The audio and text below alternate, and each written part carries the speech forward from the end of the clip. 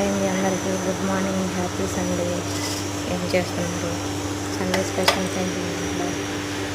ఇదిగోండి, మాకైతే Sunday special chicken marinate చేసి పెట్టా. ఉప్పు, కారం, అల్లం వెల్లుల్లి పేస్ట్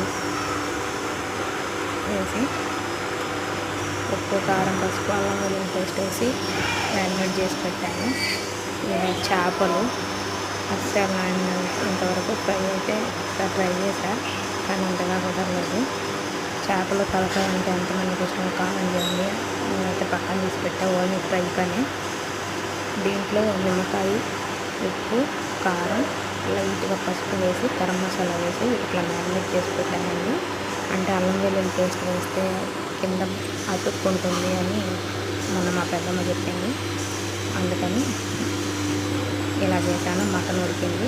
ఇది చికెన్ తొక్కు పచ్చడికి ఉడికిస్తున్నాను. ఉప్పు పసుపు వేసి బాండీలో వేసాను. చికెన్ తొక్కు పచ్చడి, మొన్న చికెన్ పచ్చడి పెట్టాను ఆల్రెడీ, బాగుంటుంది. అందుకని ఈరోజు తొక్కు పచ్చడి అంతా చూస్తున్నా కాబట్టి తొక్కు పచ్చడి కూడా ట్రై చేద్దామని ఇలా ఉడకబెడుతున్నాను చికెన్ని. ఇదిగోండి చికెన్ పచ్చడి మొన్న పెట్టింది, ఆల్రెడీ తినేసాము.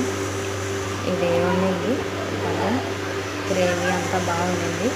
దీంట్లోకి మసాలాలు ఏమేమి కావాలో కూడా ఇప్పుడు చెప్తాను. ఈరోజు రైస్, టిఫిన్ ఏం లేదు, రైస్ వండేసాను సండే కాబట్టి. ఇదిగోండి చికెన్ తొక్కు పచ్చడిలోకి మసాలాలు 2 స్పూన్లు ధనియాలు, ఒక 5-6 లవంగాలు. అంటే నాది 3/4 కేజీ అంతకన్నా ఉండదు కదా చికెన్, అందుకని నేను ఉజ్జాయింపుగా వేశాను. పక్క కొలతలు కావాలంటే ఎవరైనా కామెంట్ చేయండి. ఇదిగోండి ఆవాలు 1 స్పూను, మెంతులు 1/2 స్పూను, లవంగాయలు ఒక 5-6, దాల్చిన చెక్క ఒక ఇంచు 2 ఇంచులు అయితే సరిపోతుంది. ధనియాలు ఒక 2 స్పూన్లు, జీలకర్ర కూడా వేయాలి. బాగా సిమ్లో పెట్టి బాగా వేయించుకోవాలి. బాగా పూర్తిగా చల్లారినాక మిక్సీ కొట్టుకోవాలి.